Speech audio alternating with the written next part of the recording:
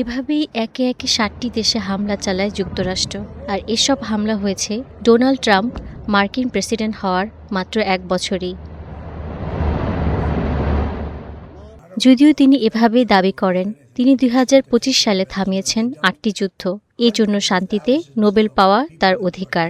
তাকে রীতিমতো শান্তির দূত বলেই দাবি করে আসছে হোয়াইট হাউস। ট্রাম্প দ্বিতীয় মেয়াদে ক্ষমতায় আসেন ২০২৫ সালের জানুয়ারিতে।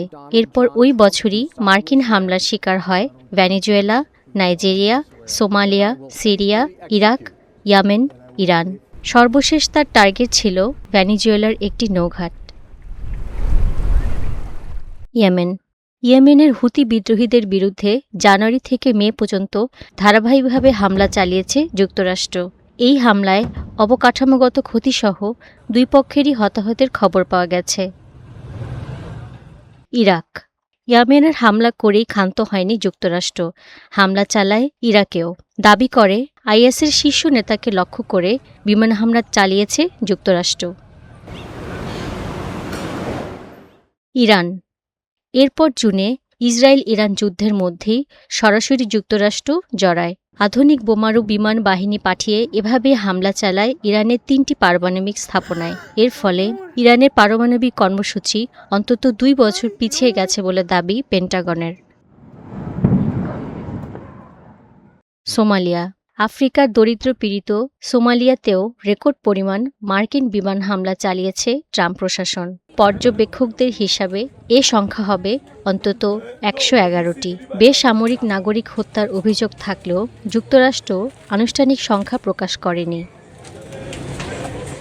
সিরিয়া ডিসেম্বরে পালমিরার মার্কিন সেনাদের উপর হামলার জবাবে সিরিয়ার আইএসের অবস্থানে অন্তত ৭০টি লক্ষ্যবস্তুতে হামলা চালিয়েছে যুক্তরাষ্ট্র।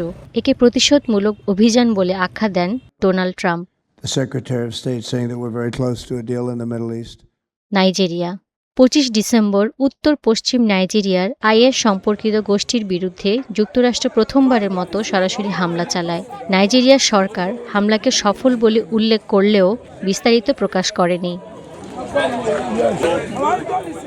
ভেনেজুয়েলা ও ক্যারিবিয়ান সাগর সর্বশেষ মাদক পাচারের অভিযোগে ক্যারিবিয়ান সাগরে ভেনেজুয়েলার বেশ কয়েকটি জাহাজে হামলার পর ২০২৬-এর শুরুতে বন্দী করেন স্বয়ং প্রেসিডেন্টকেই। অনবরত হামলার পর দেশটির রাষ্ট্রপ্রধানকে তুলে নিয়ে যাওয়া যুক্তরাষ্ট্রের চিরচেনা আগ্রাসী মনোভাবেরই বহিঃপ্রকাশ।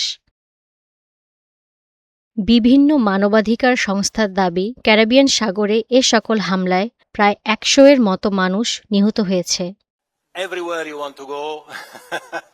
বিশ্লেষকদের মতে, যদিও কিছু সংঘাতের ক্ষেত্রে যুদ্ধবিরতিতে পৌঁছাতে ভূমিকা রেখেছে ট্রাম্প, তবে একযোগে এত দেশে সামরিক অভিযান তার শান্তির প্রেসিডেন্ট দাবির বিপরীতমুখী অবস্থান বলেই মনে করেন তারা। রাহনুমা নূর, স্টার নিউজ।